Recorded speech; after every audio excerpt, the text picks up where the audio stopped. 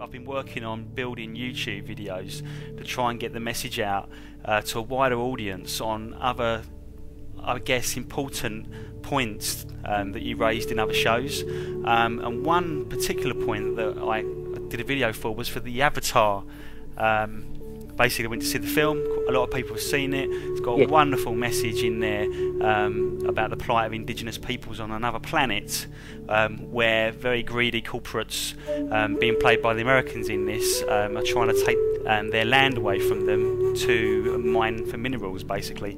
And so anyway, it kind of hit me like a freight train, really, thinking, Christ, we covered something very similar to this last year about the plight of the Peruvians, and the exact same story is literally happening there. Yes, absolutely. Human beings are custodians of the planet from one generation to another. The sooner that you all realize that, the quicker the planet will wake up. You have to look at it this way. The planet itself is at the hour of 10 minutes past 11. You have until 12 o'clock to understand exactly what needs to be done and do it. And that time sequence has actually been unleashed within the last 150 years. So if you look at it as as the geophysical clock of the planet itself, it's almost like a micro millisecond of time in respect of the planet's surface and of the planet as a living being in itself. So that means to say then, within the humanity's husbandry of it, it is actually a very short window for humanity to actually do something of activity to correct the mistakes. So in many respects, dear friend, part of what we have to understand, what happens when large mining corporations come to such a place, they're not going to regard anything that's living there as being sacred, or in fact anything to do with what they have to worry about. All they are concerned about is purely and simply the mining operation. And this also encompasses part of their truth serum, if you like, that what people would rather do for them, for their own situation, is that they would like to get these various different minerals out as cheaply as possible. So that means to say that one of the greatest catastrophes of such an operation is really the amount of arsenic, the amount of cyanide, the amount of lead and mercury that is released from these mining operations, which is otherwise locked within the whole situation of such a beautiful place. Bearing in mind, of course, that the Amazon rainforest itself and the whole of the upper Andes part of it has been in existence for hundreds of thousands of years. So we can see then that all of this is a part of the gambit, if you like, of how companies will gamble to do with whatever they will. So that obviously within this one condition, we can also then move quite happily, in a sense, to other respects of other parts of the Amazon rainforest itself. Because in many respects, this is a place which has been under such great tumult, great turmoil in many respects of the thousands of hectares of beautiful trees which have in fact been just completely destroyed, purely and simply, of course, releasing great amounts of carbon into the atmosphere by their no longer being in existence. And also, for a great deficit of this is simply put that if you actually create even a passageway into a place like the Amazon rainforest, very few people understand that what will actually happen is that the creatures each side of the passageway will not actually cross over it. quite simply because they need to have the canopy up above them in order to feel safe. If so, for example, then, if you have the Brazilian government moving a road right through the center of the Amazon rainforest, you are essentially cutting the forest in half. And all of the creatures on the north side of the roadway, if you like, will not cross to the south side of the roadway, simply purely because they cannot tolerate direct sunlight. One might think, well, why don't they then just simply move across in the dark? But they may not be actually able to tolerate the dark. It may well be that they are just simple creatures, possibly caterpillars, bugs that crawl in the grass.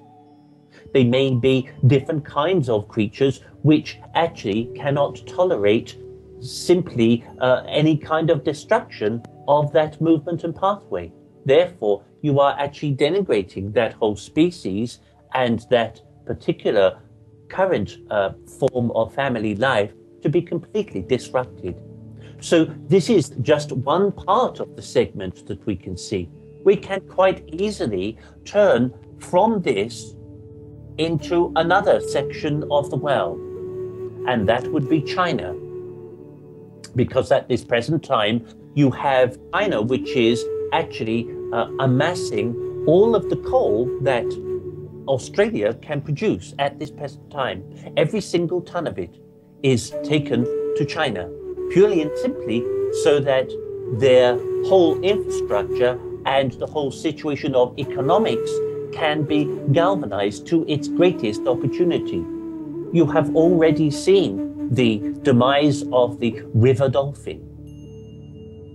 And quite simply, the whole situation around that simply was the corrosion of the water itself, the great amount of nitrogen, mercury, and lead that was set into that whole water, in even a place like the Yangtze River, which is an enormous river. And it has become so polluted that even people are unable anymore to fish from it. So this whole situation, you can see, is an exact same replicant, if you like. You might see the Amazon rainforest and look at the Yangtze River and see how the Amazon rainforest can become. And that, in fact, was just in a very short time. It's been a relatively just a few decades in China for the Yangtze River to become completely polluted and overrun by the industrial wastes. And that is exactly the same situation that you have potentially in the making for the Amazon rainforest, because of their mineral content, which is so high, simply because it's an untouched terrain. All of the glacial situations that had previously been withheld within the Andes Mountains, and also, of course, all of the other mineral states, purely and simply because of the volcanic activity that had previously been in existence, which created the Andes Mountains in the first place, due to the tectonic plate shift.